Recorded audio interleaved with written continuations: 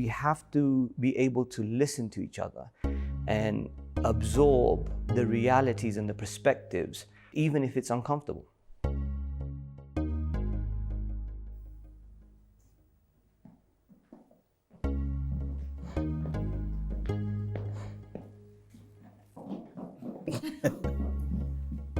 The word feminist, I previously thought, is about a person who champions the rights of women at the expense of the rights of men. I thought feminism was a bunch of marauding, crazy women, and that's the narrative that I was brought up with.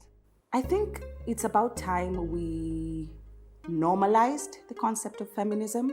It's about time we acknowledge the fact that sexism is not cool. Love. When I hear feminist, I hear love because my mom is pretty the first feminist I ever met. I'm not against the concept of feminism in its entirety. It's basically a bunch of deluded millennials who are idealists.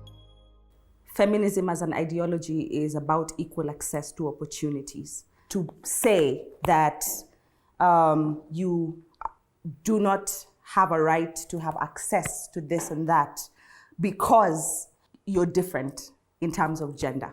That is sexism, in my opinion. I think we get lost a lot in definitions, and that is so unfortunate. If this discussion today was about race, and you said, no, I don't think black people and white people are equal, or if it was about ethnicity, and I said, no, I don't think Kikuyus and Luos and Kalenjins should be treated the same, it would be preposterous. Yeah. But because it is about gender, because it is about men and women, and because gender is such a touchy topic, the wordings become those things that divide us, and yet we are all talking about the same thing at the end of the day. If one is championing the rights of both men and women, be called a feminist or whatever other name, then I believe that is the right thing, because we should be championing for the rights of both men and women and ensure there is equity, and not only equity and equality, but also to ensure that both girls and boys are given equal opportunities to exhibit or to demonstrate their talents.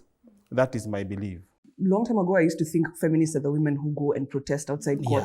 Yeah. But it's just generally someone who understands that you are a human being, even though you're a man. I am a human being, even though I am a woman. We're on this earth together. We need to live well together.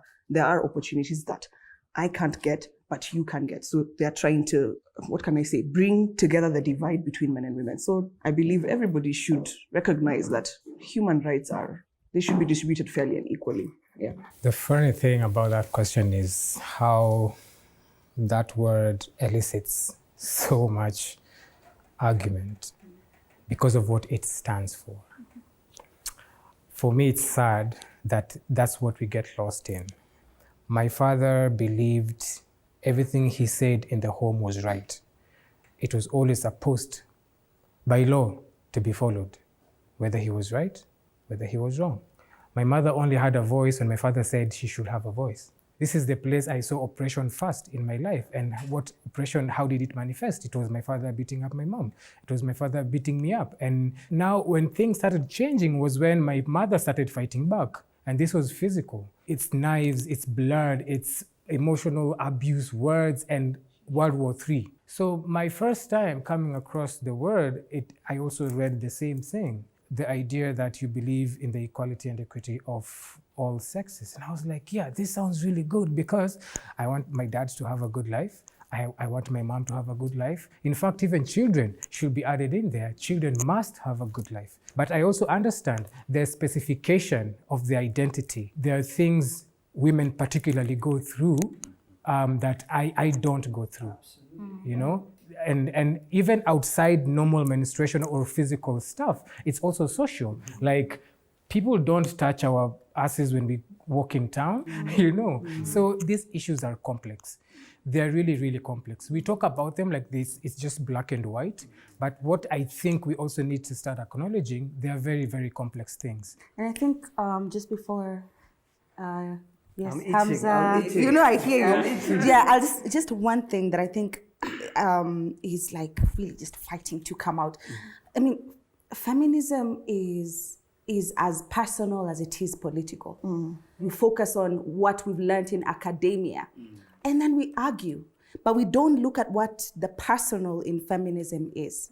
My grandmother, she embodied feminist ideals in the way she lived her life. And I think her life was also shaped by the choices and opportunities that she lacked because she is a woman. Those lived experiences are feminism. Personally, I'd identify as Afro-feminist because my personal narrative is anchored in my experience as an African woman. And therefore, it is my personal feminist experience. If you weren't educated, would you understand the concept of feminism? Other aspects of my life have shaped my feminism more than what I've learned in a classroom. Our foremothers were not educated in the formal way. It's education that has made you see that there are ideals that your grandmother espoused. It's through that knowledge that you get to see, oh, my grandmother was a feminist. Yeah. She did not understand the English definition of feminism, but the ideals she espoused were feminism, kumbe. There is learning and there is education. That's true. Okay? That's true. And there's indoctrination. Exactly. So there's all these different things. When you narrow it down to education, I disagree with what you've said. Yeah. So, which is why I come back to using I'm just my saying it's somehow grandmother a as an foundation that opens your eyes to all these now other It does. aspects that now build it. What I have a problem with is this novelty of today where everybody just, this bandwagonist mentality without understanding anything because it's a fad. So the reason why I am right now saying I am not a feminist, I am an ally of the feminists, is because you can tell me what your problem is, and if I can understand it and I see that you have a point, I'll support you. And I'll try and create that environment. But I'm not going to come and say, hey, listen, you know, these young ladies, let's go. We're going to take care of you. That's none of my business. Feminist, ally, feminist, anti-feminism. The reason why I do not identify with the concept of feminism because there's so much talk, but what happens is the complete opposite. Most feminists just identify with the challenges of females. Most circumstances ask a feminist, especially a female feminist, what they have done about the plight or even just to talk about it, let alone just action. Just talk about the issues that face boys. They do not. Feminism in its fundamental ideal was a very noble ideology.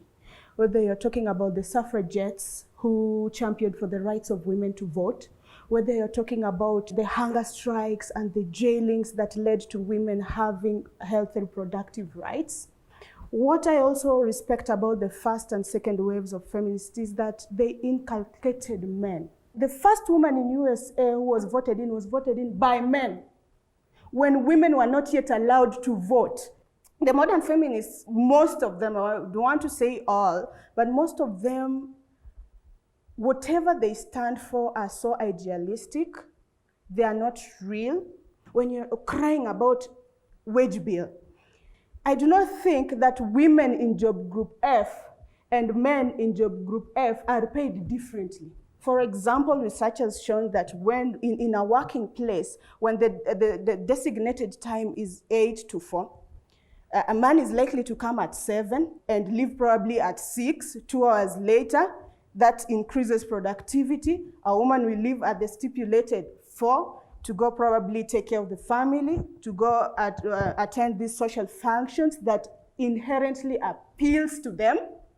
And then over time, they also, this issue of maternity, there is no one who puts a gun on a woman's head to go have babies. So why are you calling this discrimination? Hey. Okay, hey, one second. My friend. One second. If It's you're not a chosen choice. to be One second. It's not a choice. Let me ask you this. I was choosing whoever could do the job. Yes. And I was told, why are you always hiring women when you know within a few months you might get pregnant? If all men had that collective mentality that women are going to get pregnant, we cannot give them jobs, then women will not be going for interviews and getting jobs. But that was the case. That was the case. Those are isolated cases. So we are not going to use isolated cases to barricade men as evil or barricade women Nobody's as saying evil. that. Nobody has said saying that. You are an isolated Nobody case. is saying that. Actually, right now is when I'm realizing how much I've surrounded myself with people that share my own opinions. And the difficulty of sitting in a space with someone I categorically disagree with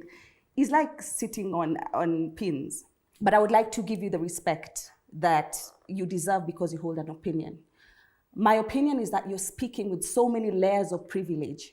For example, you have said women make a choice. You make a choice to be pregnant. Not every woman chooses. Not every woman has the privilege to choose. For many women, it is an expectation that once you get married, you shall bear a child. If you do not bear a child, you will be kicked out. You know, you can go to labor court. Not every woman has that opportunity. So I think it's important for you to acknowledge privilege. You're already, bracketing me as privileged. I'm not. You barely know me. You've I'm just not seen saying me you're sit here. privileged. I'm so you're saying, taking me about these oh my layers God. of privilege. Alco, I didn't say you are privileged. Mark my words. I said your comments are coming with a layer of privilege. Where is this air of privilege coming from? Just The fact that we're sitting here. because I do not subscribe to your preconceived notion of victimhood. I am a victim. We are made to do this. Why don't we as a society talk about the issues that men face with the same oomph and verve and empathy, and pragmatism with which we talk about the issues that face women? To be very honest, maybe I'm an ally because I don't understand the entire concept. I can't relate. My testosterone sometimes would get the best of me and I won't relate. And that's nothing wrong with being honest. But can we listen to each other? We can all work together towards achieving a more equitable society. But in order to do that, we need to be willing to have uncomfortable conversations, and we need to be willing to acknowledge our failures, our mistakes, and the fact that the world is changing. The first wave of feminism, when you're talking about the Seneca Convention, the suffragettes, they fought for the right to vote. But right now, women are basically just fighting for the right to pee while standing like men.